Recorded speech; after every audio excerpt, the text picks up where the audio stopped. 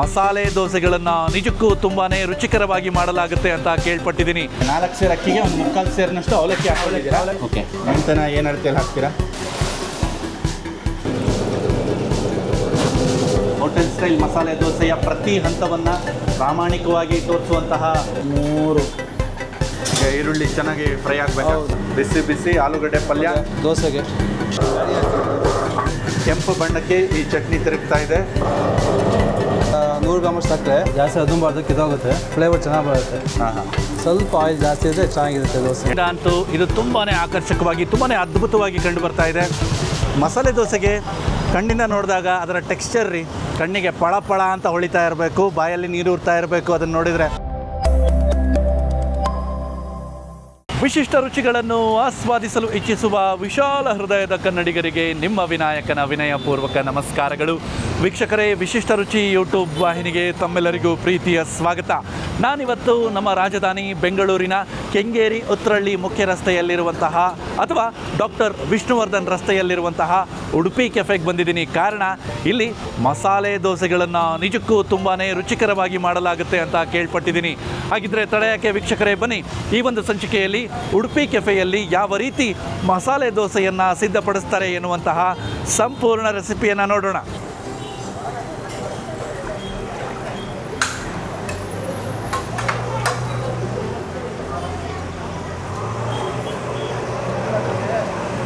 ವೀಕ್ಷಕರೇ, ನಮ್ಮ ಜೊತೆ ಈಗ ಉಡುಪಿ ಕೆಫೆನ ಭಟ್ಟರಾದ ಚಂದ್ರು ಅವರಿದ್ದಾರೆ. ಸರ್ ನಮಸ್ಕಾರ. ನಮಸ್ತೆ, ಹೇಳಿ ಸರ್. ಇವಾಗ ಮಸಾಲೆ ದೋಸೆಗೆ ನೀವು ನೆನೆಸ್ಕೊಳ್ತಾ ಇದ್ದೀರಾ ಅಕ್ಕಿನ ಅಲ್ವಾ? ಅಕ್ಕಿ ನೆನೆಸ್ತಿದ್ದೀವಿ. ಓಕೆ, ಈಗ ಎಷ್ಟು ಪ್ರಮಾಣದಲ್ಲಿ ಎಷ್ಟು ಅಕ್ಕಿ ಹಾಕ್ತೀರಾ? ಫಸ್ಟ್ ಅಕ್ಕಿ ಒಂದು 4 kg ಹಾಕ್ತೀವಿ. 4 kg ಅಕ್ಕಿ ಹಾಕ್ಕೊಳ್ತೀರಾ? ಓಕೆ, ಯಾವ ಅಕ್ಕಿ ಬಳಸೋದು ಭಟ್ರೆ? ಅದು ರೇಷನ್ ಅಕ್ಕಿ ಅಂದ್ರೆ ದೋಸೆ ಅಕ್ಕಿ ಅಂತ ಹೇಳ್ತೀವಲ್ಲ, ಆಡು ಭಾಷೆಯಲ್ಲಿ ನಾವು ರೇಷನ್ ಅಕ್ಕಿ ಅಂತ ಕರಿತೀವಿ. ಸೊ ಇಲ್ಲಿ 4 kg ಅಷ್ಟು ಅಕ್ಕಿನ ಅಕ್ಕಿ ಅಳಿತಾ ಇದ್ದೀರಾ? ಅಕ್ಕಿ ಅಳಿತಿದ್ದೀವಿ. ಸೇರ್ ಲೆಕ್ಕ ಅದು. ಸೇರ್ ಲೆಕ್ಕ 4 ಬರುತ್ತೆ. 3 4 ನೋಡಿ ವೀಕ್ಷಕರೇ, ಸೀಕ್ರೆಟ್ ಇಂಗ್ರೀಡಿಯೆಂಟ್ ಇದು. ಮಸಾಲೆ ದೋಸೆ ಗರಿಗರಿಯಾಗಿ ಬರುತ್ತಾ ಅವಲಕ್ಕಿ ಹಾಕೋದ್ರಿಂದ? ಗರಿಗರಿ. ಏನು ಅಳತೆಯಲ್ಲಿ ಹಾಕ್ತೀರಾ? ಅರ್ಧ ಅಥವಾ 3/4 ಸೇರಿದೆ? 3/4 ಸೇರು. ಸೊ ಇದೇ ಸೇರಿಂದ ನೀವು ಅಕ್ಕಿ ಹಾಕಿದ್ದಲ್ವಾ? ಅಕ್ಕಿ ಹಾಕಿದ್ದೀವಿ ಸೇರಲ್ಲಿ. ಓಕೆ, 4 ಸೇರು ಅಕ್ಕಿಗೆ ಒಂದು 3/4 ಸೇರಿನಷ್ಟು ಅವಲಕ್ಕಿ ಹಾಕೊಂಡಿದ್ದೀರಾ? ಅವಲಕ್ಕಿ ಹಾಕ್ತೀವಿ. ಅವಲಕ್ಕಿ ಇದು ದಪ್ಪ ಅವಲಕ್ಕಿ ಅಲ್ವಾ? ಸಣ್ಣ ಅವಲಕ್ಕಿ. ಗಟ್ಟಿ ಅವಲಕ್ಕಿ. ಗಟ್ಟಿ ಅವಲಕ್ಕಿ. ಗಟ್ಟಿ ಅವಲಕ್ಕಿ ಸರ್. ಸೊ ಗಟ್ಟಿ ಅವಲಕ್ಕಿನ ಹಾಕೊಂಡಿದ್ದೀರಾ. ಮೆಂತೆ. ಓಕೆ, ಮೆಂತೆನ ಏನು ಅಳತೆಯಲ್ಲಿ ಹಾಕ್ತೀರಾ? ಇದು ಒಂದು 2 ಹಿಡಿ ಲೆಕ್ಕ. 2 ಹಿಡಿ. 2 ಹಿಡಿ ಹಿಂಗೆ. 1 ಓಕೆ 2 ಅಷ್ಟೇ. ಓಕೆ, ಕಡಲೆಬೇಳೆನ ಏನು ಅಳತೆಯಲ್ಲಿ ಹಾಕ್ತೀರಾ ಭಟ್ರೆ? ಒಂದು 1/4 kg ಲೆಕ್ಕ. 1/4 kg.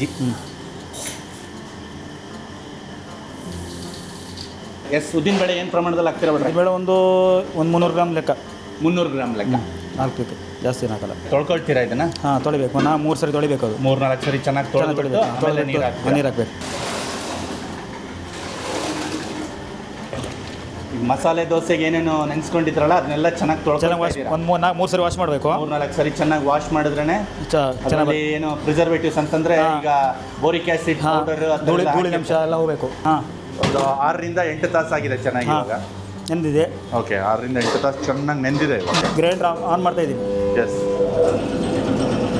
ಸೊ ಇದನ್ನು 2 ಹಂತಗಳಲ್ಲಿ ರುಬ್ತೀರಾ ಭಟ್ರೆ? 2 ಹಂತದ.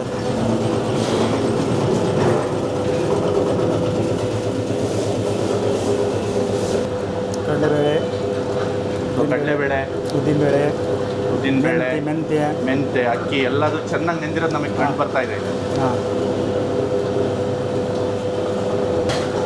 ಚೆನ್ನಾಗಿ ನೆಂದು ಇದೆ. ಮತ್ತೆ ಅದನ್ನ ಸ್ವಚ್ಛವಾಗಿ ತೊಳ್ಕೊಂಡು ಇದ್ದೀರಾ? ಸ್ವಚ್ಛವಾಗಿ ತೊಳೆದಿದ್ದೀನಿ. ಚೆನ್ನಾಗಿ ನೆಂದರೆ ಮಾತ್ರ ಗ್ರೈಂಡ್ರಿಂಗ್ ಆಗುತ್ತೆ.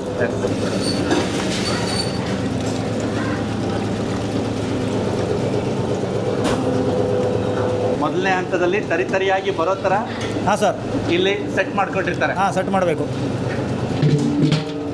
ಸೊ ಮೊದಲನೇ ಹಂತದಲ್ಲಿ ನೈಸಾಗಿ ಬರೋ ಥರ ಮಾಡ್ಕೊಳ್ಳಂಗಿಲ್ಲ ಅಲ್ವಾ ಭಟ್ರೆ? ಇಲ್ಲ, ಮಾಡಲಿಕ್ಕಾಗಲ್ಲ. ಟೈಟ್ ಲೋಡ್ ಜಾಸ್ತಿ ಟೈಟ್ ಕೊಡ್ಲಿಕ್ಕೆ ಆಗಲ್ಲ. ಓಕೆ, ಒಂದೇ ಸರಿ ರುಬ್ಬಲ್ಲ ಅದು ನೈಸಾಗಿ. ಗ್ರೈಂಡರ್ ಮೇಲೂ ಅದ್ರ ಮೇಲೆ ಲೋಡ್ ಬೀಳುತ್ತೆ. ಆಮೇಲೆ ದೋಸೆನೂ ಚೆನ್ನಾಗಿ ಬರಲ್ಲ. ಅದು ನೀರು ಹದವಾಗಿ ನೀರು ಸಿಕ್ಕಲ್ಲ. ಓಕೆ, ಹಿಟ್ಟು ತರಿಯಾಗಿ ರುಬ್ಕೊಂಡು ಪಾತ್ರೆಗೆ ಇಳಿತಾ ಇರೋದನ್ನು ನಾವಿಲ್ಲಿ ನೋಡ್ಬೋದು. ಸರಿಯಾಗಿ ಬರ್ತಾ ಇದೆ ಈಗ. ಮೊದಲನೇ ಹಂತದಲ್ಲಿ ಹಿಟ್ಟೆಲ್ಲ ಖಾಲಿ ಆಯಿತು. ಖಾಲಿಯಾಗಿದೆ. ಖಾಲಿ ಆಯಿತು ಅಂದರೆ ಮೂಲಕ ಪಾಸ್ ಆಗಿ ಆಯಿತು, ರುಬ್ಬಿ ಕೆಳಗೆ ಬಂದಿದೆ. ಆಗಿದೆ. ಶುಚಿಗೊಳಿಸ್ಕೊಂಡಂತಹ ಪಾತ್ರೆಯನ್ನು ಕೆಳಗೆ ಇಟ್ಬಿಟ್ಟು ಇದನ್ನು ಸ್ವಲ್ಪ ಮಿಕ್ಸ್ ಇಲ್ಲಿ ಮೊದಲನೇ ಹಂತದಲ್ಲಿ ಏನು ಬಂದಿತ್ತಲ್ಲ ಹಿಟ್ಟು ಅದನ್ನ ಮಿಕ್ಸ್ ಮಾಡ್ಕೊಳ್ತೀರಾ? ಸ್ವಲ್ಪ ಮಿಕ್ಸ್ ಮಾಡಬೇಕು. ನೀರು ಸೆಟ್ ಆಗಬೇಕಲ್ಲ. ಹಾಂ ಬಿಟ್ರೆ ಹಾಂ, ಪೂರ್ತಿ ಸಣ್ಣ ಬರೋ ಹಾಗೆ ಸೆಟ್ಟಿಂಗ್ ಮಾಡ್ಕೊಳ್ತಾ ಇದ್ದೀರಾ? ಹಾಂ, ಸೆಟ್ಟಿಂಗ್ ಮಾಡಿದ್ದೀನಿ ಈಗ.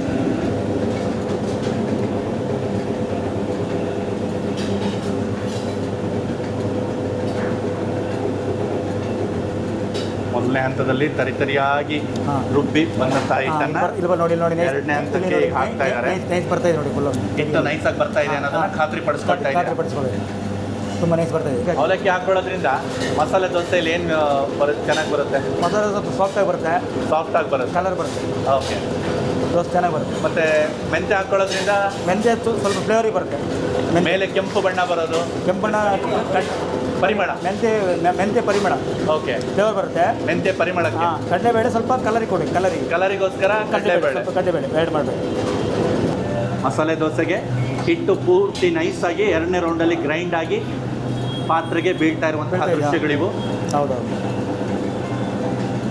ಹೋಟೆಲ್ ಸ್ಟೈಲ್ ಮಸಾಲೆ ದೋಸೆಯ ಪ್ರತಿ ಹಂತವನ್ನು ಪ್ರಾಮಾಣಿಕವಾಗಿ ತೋರಿಸುವಂತಹ ಪ್ರಯತ್ನವನ್ನು ಮಾಡ್ತಾ ಇದ್ದೇನೆ ವೀಕ್ಷಕರೇ. ಏನು ಹಾಕ್ತೀವಿ ಮಾಡ್ತೀವಿ ಅಂತ ತೋರಿಸೋದಕ್ಕೆ ಯಾರು ಇಷ್ಟನೇ ಪಡಲ್ಲ, ಯಾರು ಮಾಡಲ್ಲ. ಆದರೆ ಇಲ್ಲಿ ಹಾಗಲ್ಲ.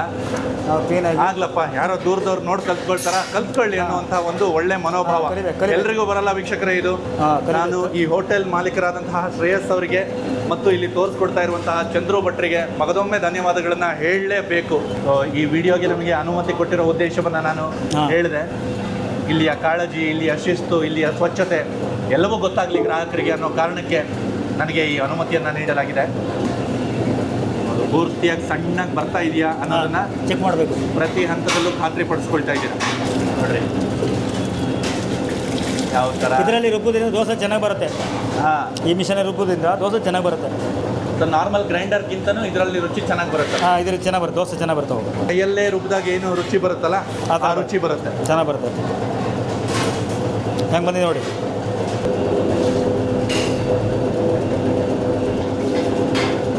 ಸೊ ಎರಡನೇ ಹಂತದ ರುಬ್ಬುವ ಕಾರ್ಯ ಇಲ್ಲಿಗೆ ಮುಗಿತಾ ಇದೆ. ಎಲ್ಲ ಮುಗಿದಿದೆ. ಲಾಸ್ಟ್ ಇದಕ್ಕೆ ಏನು ಮಿಕ್ಸಿಂಗ್ ಮಾಡಬೇಕು ಈಗ. ಇದಕ್ಕೆ ಈಗ ಮೈದಾ ಹಾಕ್ತೀನಿ. ಓ, ಮೈದಾ ಒಂದು 1/4 kg ಅಷ್ಟು. 1/4 kg ಅಷ್ಟಾ? ಹಾಂ, ಅಷ್ಟು ಮೈದಾ ಹಾಕ್ತೀನಿ. ಓಕೆ ಭಟ್ರೆ. ಹಾಂ, ಪುಡಿ ಉಪ್ಪು ಒಂದು ಹಿಡಿ ಅಷ್ಟಾ? ಹಾಂ, 2 3 4 ಆಯಿತು. ಓಕೆ, ರುಚಿಗೆ ತಕ್ಕಷ್ಟು ಉಪ್ಪನ್ನು ಉಪ್ಪು ಹಾಕಬೇಕು.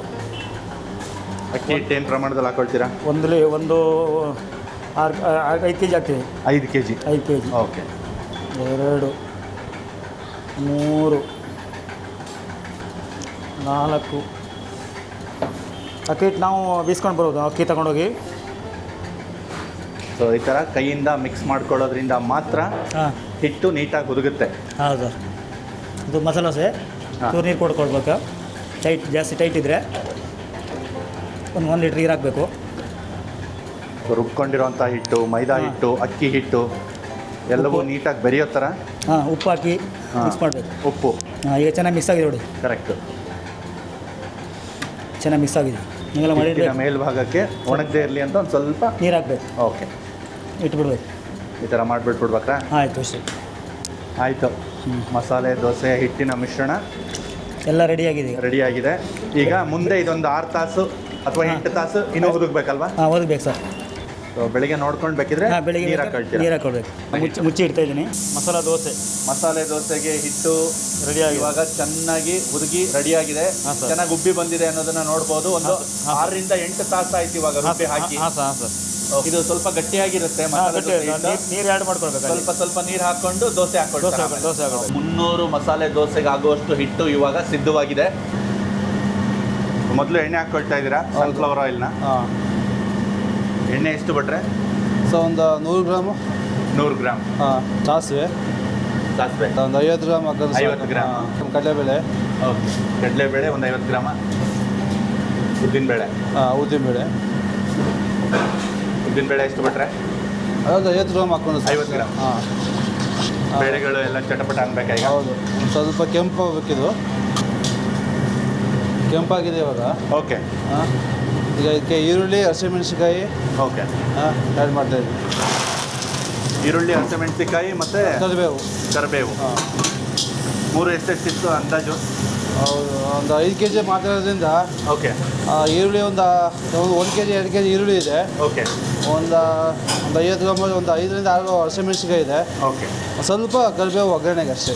ಹಾಂ, ಸ್ವಲ್ಪ ಇದು ಫ್ರೈ ಹಸಿಮೆಣಸಿನ್ಕಾಯಿ ಅಷ್ಟೇ ಸಾಕಾಗ್ಬಿಟ್ರೆ? ಸಾಕು ಸಾಕು ಸಾಕು. ಖಾರ ಆಗುತ್ತೆ, ಅದೇ ಸ್ಪೈಸಿ ಬರುತ್ತೆ. ಉಪ್ಪು ಹಾಕ್ತಾಯಿದ್ದೀನಿ. ಉಪ್ಪು, ಕಲ್ಲುಪ್ಪೆ ಹಾಕ್ತೀರಾ? ಕಲ್ಲುಪ್ಪು ಹಾಕ್ತಾಯಿದ್ದೀನಿ. ಓಕೆ. ರುಚಿಗೆ ತಕ್ಕಷ್ಟು ಉಪ್ಪು, ಸ್ವಲ್ಪ ಅರಿಶಿನ ಹಾಕ್ತಾಯಿದ್ದೀನಿ. ಅರಿಶಿನ ಪುಡಿ. ಅರಿಶಿನ ಪುಡಿ ಒಂದು ಸ್ವಲ್ಪ ಹಾಕೊಂಡು ಸಾಕು, ಒಂದು ಅರ್ಧ ಸ್ಪೂನ್ ಹಾಕಿ ಸಾಕು. ಬೇಕಾದ್ರೆ ಬಟಾಣಿ ಯೂಸ್ ಮಾಡ್ಬೋದು. ಹಾಂ, ಬಟಾಣಿ, ಕ್ಯಾಪ್ಸಿಕಮ್ ಎಲ್ಲ ಯೂಸ್ ಮಾಡ್ಬೋದು ಬೇಕಾದರೆ. ಈಗ ಈರುಳ್ಳಿ ಚೆನ್ನಾಗಿ ಫ್ರೈ ಆಗಬೇಕು. ಹೌದು ಹೌದು. ಎಣ್ಣೆಲಿ ಒಂದು ಸ್ವಲ್ಪ ಫ್ರೈ ಆದರೆ ಹಾಳಾಗಲ್ಲ ಪಲ್ಯ.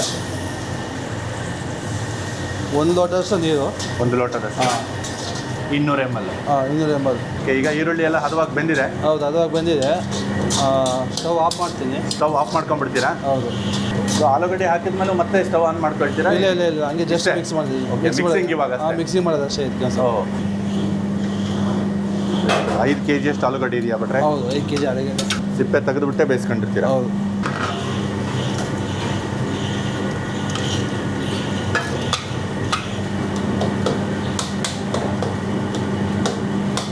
ಸೊ ಇದು ಮಿಕ್ಸಿಂಗ್ ಮಾಡ್ಕೊಂಡ್ರೆ ಆಯಿತು.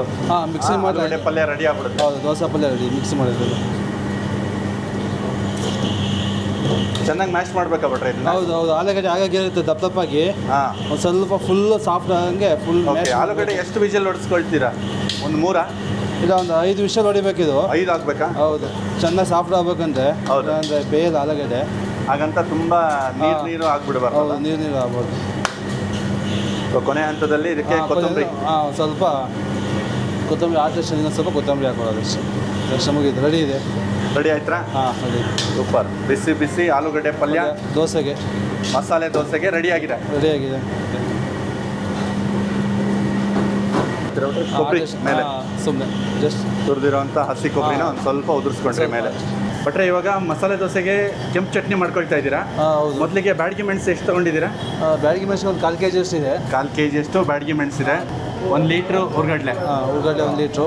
ಮತ್ತು ಸ್ವಲ್ಪ ಕಾಳು ಮೆಣಸು, ಚಕ್ಕೆ, ಲವಂಗ ಸ್ವಲ್ಪ ಅಷ್ಟೇ. ಜೀರಿಗೆ 200 ಗ್ರಾಮು. ಧನಿಯಾ ಒಂದು ಸ್ವಲ್ಪ, ಒಂದು 2-3 ಸ್ಪೂನ್ ಧನಿಯಾ. ಬೆಳ್ಳುಳ್ಳಿ ಬೆಳ್ಳುಳ್ಳಿ ನಿಮಗೆ ಎಷ್ಟು ಹಾಕುತ್ತೆ ಅಷ್ಟು ಚೆನ್ನಾಗಿ ಬರುತ್ತೆ. Okay. ನಮಗೆ ಇಷ್ಟು ಸ್ವಲ್ಪ ಸಾಕು ಅಂತ ಸ್ವಲ್ಪ ಹಾಕೊಂಡಿದ್ದೀವಿ ಬೆಳ್ಳುಳ್ಳಿನ. ಒಂದು 100 ಗ್ರಾಮು ಶುಂಠಿ. ಹಸಿ ಶುಂಠಿ 100 ಗ್ರಾಮ್ 100 ಗ್ರಾಮ್. ತೊಗೊಂಡಿದ್ದೀರಲ್ವಾ? ಹೌದು. ಉಪ್ಪು ರುಚಿಗೆ ತಕ್ಕಷ್ಟು ಉಪ್ಪು. ನೀವು ಇಲ್ಲಿ ಕಲ್ಲುಪ್ಪು ಬಳಸ್ತಾ ಕಲ್ಲುಪ್ಪು ಬಳಸ್ತಾ ಇದ್ದೀರಾ? ಹೌದು. ಓಕೆ. ಕೆಂಪು ಚಟ್ನಿನ ರುಬ್ಕೊಳ್ತಾ ಇದ್ದಾರೆ. ಹೌದು. ಮೊದಲಿಗೆ ಏನು ಬ್ಯಾಡಗಿ ಮೆಣಸನ್ನ ಹಾಕ್ಬೇಕಾ ಭಟ್ರೆ? ಬ್ಯಾಡಿಗೆ ಹಾಕಬೇಕು. ಓಕೆ. ಹಾಕಿದ್ದು. ಸೊ ಇದಕ್ಕೂ ಮೊದಲು ಗ್ರೈಂಡರ್ನ ಚೆನ್ನಾಗಿ ತೊಳ್ಕೊಂಡಿದ್ದಾರೆ. ಹೌದು. ಓಕೆ. ಬ್ಯಾಡಿಗೆ ಹಾಕಿದ್ದು. ಜೀರಿಗೆ, ಜೀರಿಗೆ, ಧನಿಯಾ ಕಾಳು, ಧನಿಯಾ, ಉಪ್ಪು, ಉಪ್ಪು, ಬೆಳ್ಳುಳ್ಳಿ, ಕಾಳು ಮೆಣಸು, ಚಕ್ಕೆ, ಕಾಳುಮೆಣಸು, ಲವಂಗ. ಓಕೆ, ಲವಂಗ, ಚಕ್ಕೆ, ಹಸಿ ಶುಂಠಿ,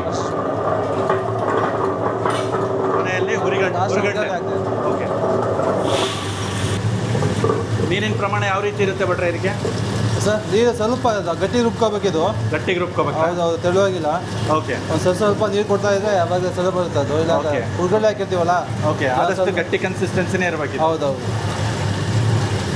ಕೊಬ್ಬರಿ ಚಟ್ನಿ ನಾವೇನು ಮಾಡ್ಕೊಳ್ತೀವೋ ಅದಕ್ಕಿಂತ ಗಟ್ಟಿ ಇರಬೇಕು. ಹೌದು, ಗಟ್ಟಿ ಇರಬೇಕು. ಗಟ್ಟಿ ಎಲ್ಲ ಪದಾರ್ಥಗಳು ಚೆನ್ನಾಗಿ ನೈಸ್ ಹುರಿಬೇಕು. ಆಗಬೇಕು. ಹೌದು, ಚೆನ್ನಾಗಿ ನೈಸ್ ಆಗಬೇಕಿದು ಎಲ್ಲ ಪೂರ ಕ್ಲೀನಾಗಿ.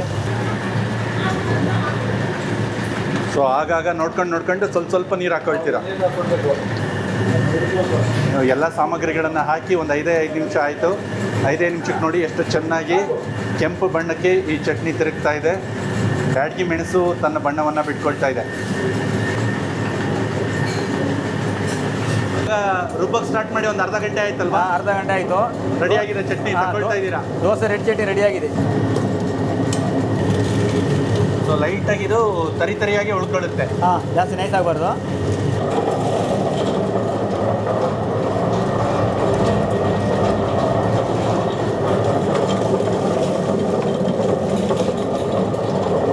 ದೋಸೆಗೆ ಈಗ ಮಸಾಲೆ ದೋಸೆಗೆ ಕೊನೆ ಹಂತದ ಸಿದ್ಧತೆ ಇದು. ಹೌದು ಲಾಸ್ಟ್ ಸಕ್ಕರೆ ಹಾಕ್ತೀರಾ? ಸಕ್ಕರೆ ಹಾಕ್ತಾ ಇದ್ದೀನಿ, ಒಂದು 100 ಗ್ರಾಮಷ್ಟು ಸಕ್ಕರೆ. 100 ಗ್ರಾಮ್ನಷ್ಟು. ಹೌದು. ಇದು ಒಂದೊಂದೇ ಒಬ್ಬೆ ಒಂದು ಸ್ವಲ್ಪ ತೊಗೊಂಡಿದ್ದೀರಲ್ವಾ? ಹೌದು ಹೌದು ಹೌದು, ಸ್ವಲ್ಪ ತೊಗೊಂಡಿದ್ದೀನಿ. ಒಂದು 1/4 ಸ್ಪೂನ್ ಅರ್ಧ ಸ್ಪೂನಷ್ಟು ಸೋಡಾ, ಅರ್ಧ ಸ್ಪೂನು ಸೋಡಾ, ಅಡುಗೆ ಸೋಡಾ. ಓಕೆ. ಈ ಕೊಳಗ ಏನಿದೆಯೋ ಹೌದು, ಇಷ್ಟು ಹಿಟ್ಟನ್ನು ತಗೊಂಡು ಅದಕ್ಕೊಂದು ಸ್ವಲ್ಪ ಸಕ್ಕರೆ ಹಾಗೆ ಸೋಡಾ ಪುಡಿ. ಹೌದು. ಚೆನ್ನಾಗಿ ಮಿಕ್ಸ್ ಮಾಡ್ಕೋಬೇಕು. ಓಕೆ. ತುಂಬ ನೀರು ಮಾಡಬಾರ್ದು, ಇದು ಸ್ವಲ್ಪ ಗಟ್ಟಿ ಇರಬೇಕಲ್ವ? ಫುಲ್ ಎಷ್ಟಿದೆ ಅಷ್ಟು ಗಟ್ಟಿ ಇದ್ದರೆ ಒಂದು ಸ್ವಲ್ಪ ಕ್ರಿಸ್ಪಿ ಬರುತ್ತೆ. ಗಟ್ಟಿ ಇದ್ದಷ್ಟು ಚೆನ್ನಾಗಿ ಕ್ರಿಸ್ಪಿ ಬರುತ್ತೆ. ಹೌದು ಹೌದು, ಕ್ರಿಸ್ಪಿ ಬರುತ್ತೆ. ದೋಸೆ ಮೇಲೆ ತಿರ್ಲಿಕ್ಕೆ ಚೆನ್ನಾಗಿ ಬರುತ್ತೆ ದೋಸೆ. ಈಗ ತೆಳುವಾದರೆ ಖಾಲಿ ದೋಸೆ ಥರ ಆಗ್ಬಿಡುತ್ತೆ ಅದು. ಓಕೆ. ಎಷ್ಟಿರುತ್ತೋ ಅಷ್ಟು ಗಟ್ಟಿ ಇದ್ದರೆ ಚೆನ್ನಾಗಿ ಮಿಕ್ಸ್ ಮಾಡಿ ಬರಬೇಕು ಅಂತಂದರೆ ಈ ಅಂಶಗಳನ್ನೆಲ್ಲ ಪಾಲಿಸ್ಬೇಕು. ಹೌದು ಹೌದು, ಇದೆಲ್ಲ ಐಟಮ್ ಏನೇನು ಹೇಳಿದ್ದೀವಿ ಇದೆಲ್ಲ ಐಟಮ್ ಹಾಕಲೇಬೇಕು. ನೋಡಿ ದೋಸೆ ರೆಡಿ ಇದೆ, ಮಸಾಲೆ ದೋಸೆ ಐಟಮ್. ಇಷ್ಟೇ ಗಟ್ಟಿ ಇರಬೇಕು, ಅದು ಗಟ್ಟಿಯಾಗಿರ್ಬೇಕಲ್ಲ? ಹೌದು.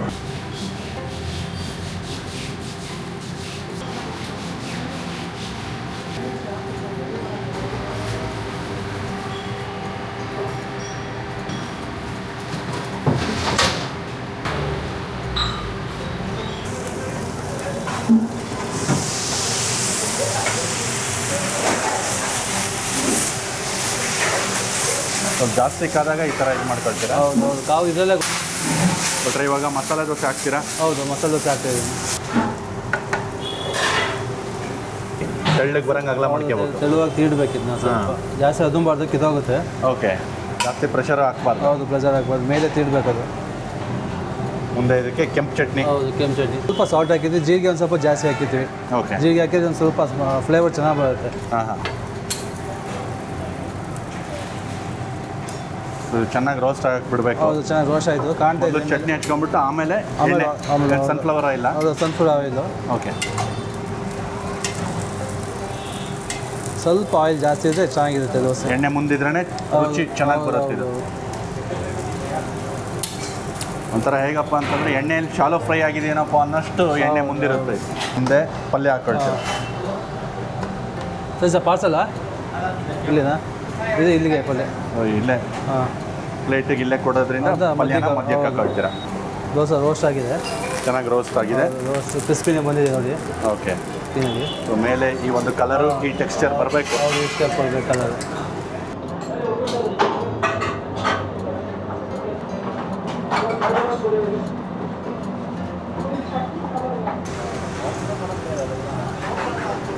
ತೊಳೆ ಮಸಾಲ.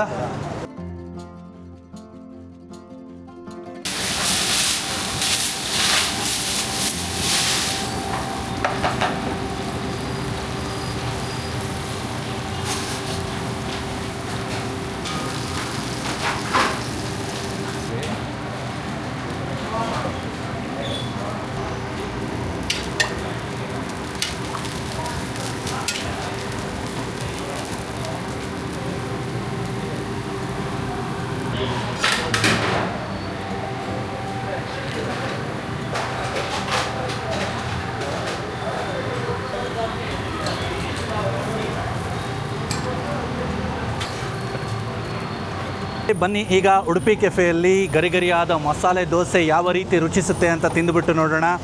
ಮೇಲಿನಿಂದ ಅಂತೂ ಇದು ತುಂಬಾ ಆಕರ್ಷಕವಾಗಿ, ತುಂಬಾ ಅದ್ಭುತವಾಗಿ ಕಂಡು ಬರ್ತಾ ಇದೆ.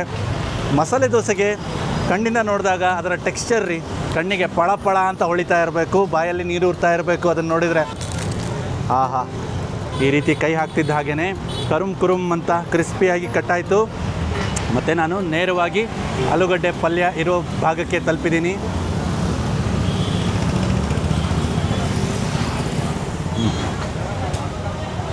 ಆಹಾ, ಅದ್ಭುತ.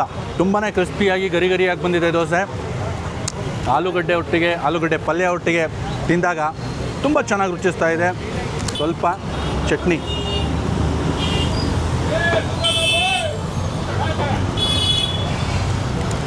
ಸೊ ನೋಡೋದಕ್ಕೆ ಎಷ್ಟು ಆಕರ್ಷಕವಾಗಿದೆಯೋ ತಿನ್ನೋದಕ್ಕೂ ಕೂಡ ಅಷ್ಟೇ ರುಚಿಕರವಾಗಿದೆ ಈ ಮಸಾಲೆ ದೋಸೆ.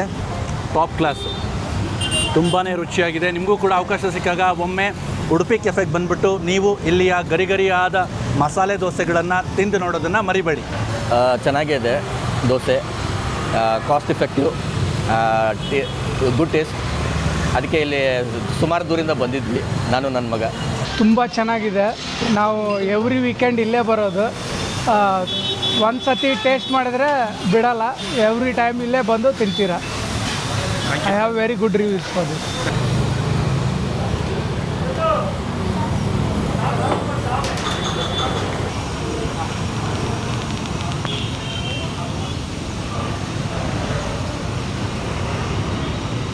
ನಮ್ಮ ಉಡುಪಿ ಕೆಫೆಯಲ್ಲಿ ಕಾಂಬೋ ಆಫರ್ ಇದೆ. ಈ ಕಾಂಬೋನ ನೀವು ತಗೊಂಡ್ರೆ ಇದರ ಬೆಲೆ ಕೇವಲ 100 ರೂಪಾಯಿ. ತಾವು ನೋಡಬಹುದು ಇದರಲ್ಲಿ 100 ರೂಪಾಯಿಗೆ ಎಷ್ಟೆಲ್ಲ ತಿಂಡಿಗಳನ್ನು ಕೊಟ್ಟಿದ್ದಾರೆ ಅಂತ.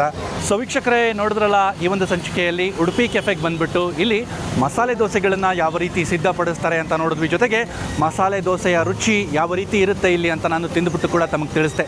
ನಿಮಗೂ ಕೂಡ ಅವಕಾಶ ಸಿಕ್ಕಾಗ ಒಮ್ಮೆ ನೀವು ಕೂಡ ಉಡುಪಿ ಕೆಫೆಗೆ ಬಂದುಬಿಟ್ಟು ಇಲ್ಲಿಯ ರುಚಿಯಾದ ತಿಂಡಿಗಳನ್ನು ಸವಿದು ನೋಡೋದನ್ನು ಮರಿಬೇಡಿ. ಅದರಲ್ಲೂ ಇಲ್ಲಿಯ ವಿಶೇಷವಾದ ಗರಿಗರಿಯಾದ ಮಸಾಲೆ ದೋಸೆಯನ್ನು ಒಮ್ಮೆ ಆದರೂ ನೀವು ಸವಿದು ನೋಡಲೇಬೇಕು ಅಂತ ಹೇಳ್ತಾ ಈ ಒಂದು ಸಂಚಿಕೆಯನ್ನು ಇಲ್ಲಿಗೆ ಮುಗಿಸ್ತಾ ಇದ್ದೀನಿ. ನಮಸ್ಕಾರ.